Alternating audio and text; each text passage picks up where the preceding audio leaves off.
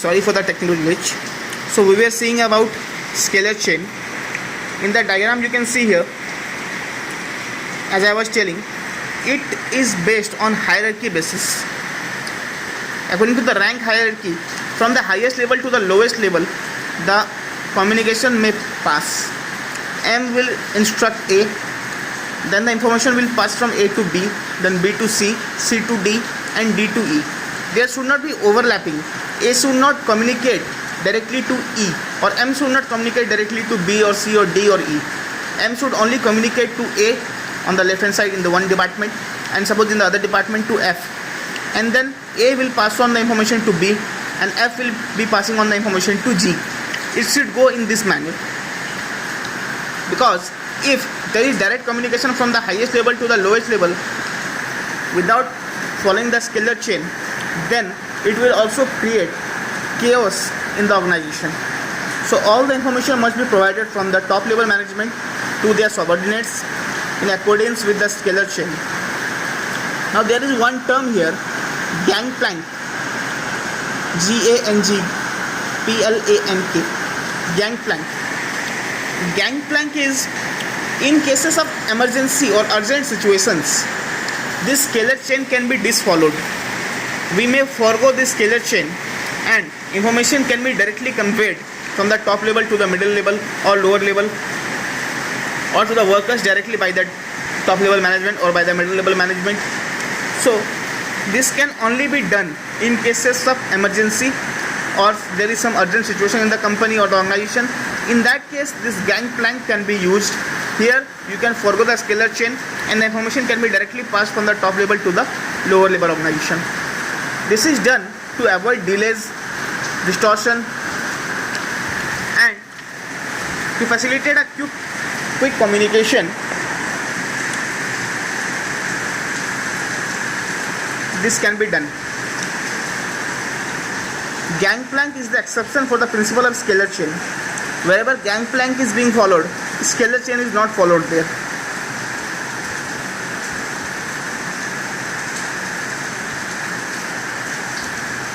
Next is the principle of order. This principle states that in an organization there should be place for everything. Everyone should be at least in his or her right place.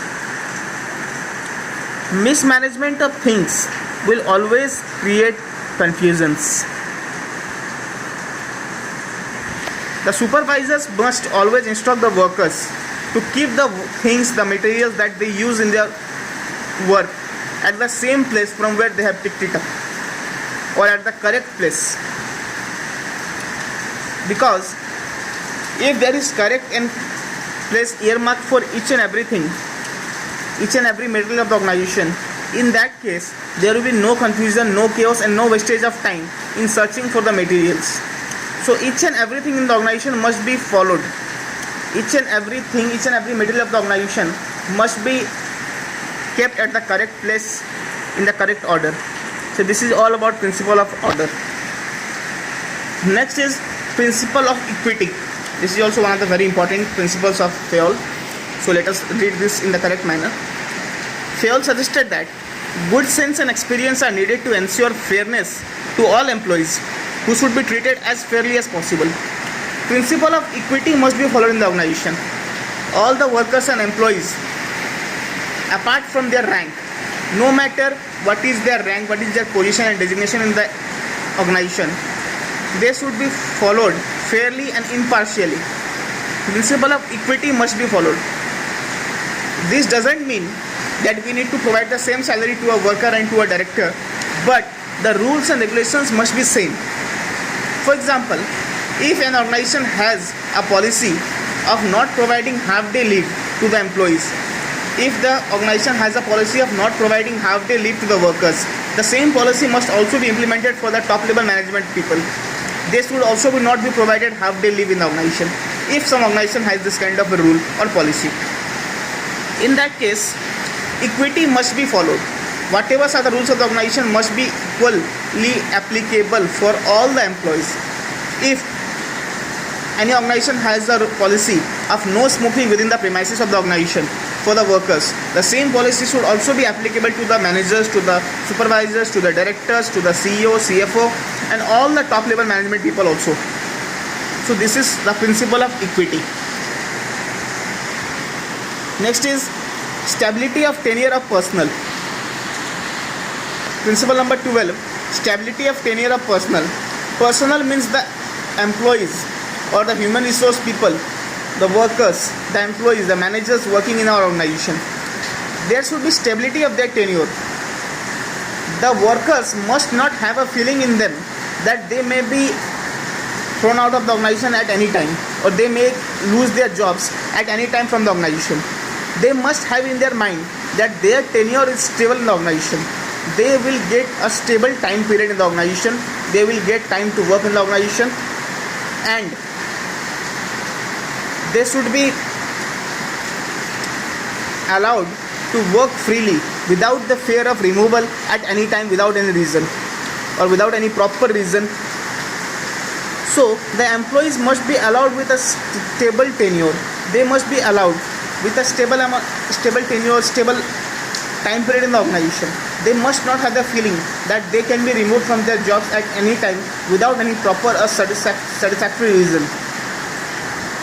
This is called employee turnover. If our employees keeps on leaving the job, or keeps on going from the job, or keeps on resigning or leaving the organization, this is called employee turnover. So employee turnover should be minimized to maintain the organizational efficiency. We must always minimize the employee turnover. The employee turnover should be very less in the organization. The 13th principle is principle of initiative. In the words of Henry Fayol, workers should be encouraged to develop and carry out their plans for employment. Initiative means taking the first step with self-motivation. Initiative means eagerness to do some work without being told to do. The workers must be encouraged to take initiative in the organization. Their works should be complimented. They should be provided with a proper amount of appreciation for their suggestions. The suggestions of the workers must be given due importance. It must be heard to. They must be allowed to speak and suggest anything that may be better and in the interest of the organization. So this is called the principle of initiative. The workers, even the smallest amount of, even the lowest rank officer, even the workers of the organization, the daily wage workers, must be allowed to speak for the betterment of the organization. This is called the principle of initiative. And at last, we have the principle of esprit de corps. Esprit de corps means unity is strength. As we all know, all the workers, managers must work with team spirit for the organizational goals. A manager should replace the feeling of I with we in his all conversations with the workers to foster team spirit. Very simple to understand is how an organizational goal will be achieved or not. This depends largely upon the managers, because in all the organizations the workers work. Ultimately the work is to be done by the workers only, but this depends upon the managers, how you utilize their efforts, whether you can develop a sense of belonging in them or not. If the workers think that it is their work, it is their company, it is their organization, they are working for the betterment of their organization, these things should develop in the minds of the employees and the workers, that if there is the growth and success of our organization, this is their success also.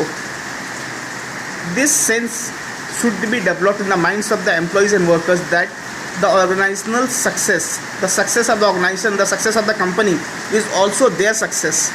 They must be motivated to work with greater efficiency, greater morale.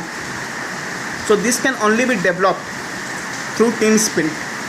So team spirit is always to be maintained and fostered in the organization. So these were the 14 principles of management suggested by Henry Fayol. I have read all of them.